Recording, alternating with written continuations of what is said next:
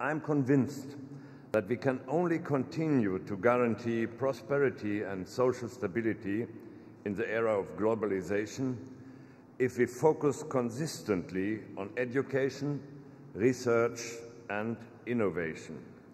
What we need in all industrial societies is greater sustainable investment in the future, more investment in childcare, in schools and universities, in research and development. Then we have to make full use of the potential that our societies have to offer in terms of talent, aptitude, and skills. No talent must be allowed to remain undiscovered. We must exhaust all our reserves. Each and every individual must be given the opportunity to receive a first-class education. Where parents' resources are not sufficient, state and society must help out by means of support programs and grants. I know from my own personal experience that educational opportunities really are life opportunities. Alongside the social issue, we need to look at safeguarding the natural resources on which life depends.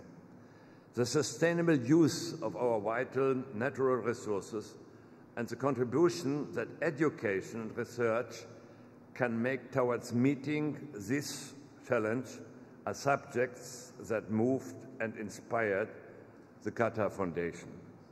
Without economic strength, it is not possible to have a decent social policy, and without a healthy environment, economic success cannot be sustained over a long term. If we fail to live up to this responsibility, we will destroy the national foundations of life for our children. Ladies and gentlemen, we can meet these challenges if societies as well as governments embrace these tasks, if responsible citizens take on responsibility for themselves and for common good. But this kind of attitude has to be learned. And where do people learn it? Mainly in places where education takes place, in families, at schools and universities. This is where the decision will be made about what kind of society we will live in the future. Thank you very much for your attention.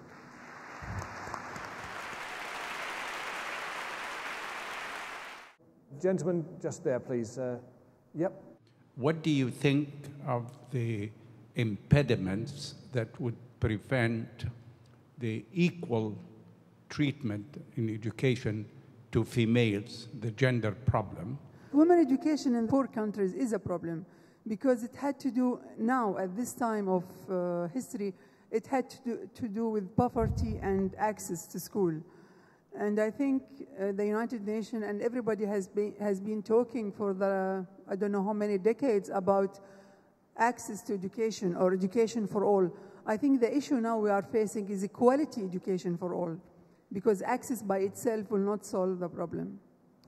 One important issue about literacy and education as a whole is the perceived return on education. And this is one problem that most of young people and also the illiterate people in Egypt are facing now, that you don't see a real return on education, especially with the growing unemployment rates. We hear great ideas. We hear very good responses. But my question to all of you is, where are we going wrong? What do we do when there is crisis? What do we do when there is conflict? The response would be military force. So I think there is need for a shift in our mentality, because we want to really have a teaching force and not a military force. Mr. Akasaka quoted the recent New York Times article on Afghanistan where the cost of one soldier was equated with the cost of 40 schools. So I would welcome the panel's reflections on this, how we raise the profile of education in countries in crisis, and what do you see the role of Qatar and the Arab world in this? Thank you. the priorities compete each other. People say health is #1 priority, agriculture, infrastructure, now the security and peace in Afghanistan is the priority. You've got to fight among those priorities. But in order to get the priority for education, I believe that people have got to understand that education is the key to development.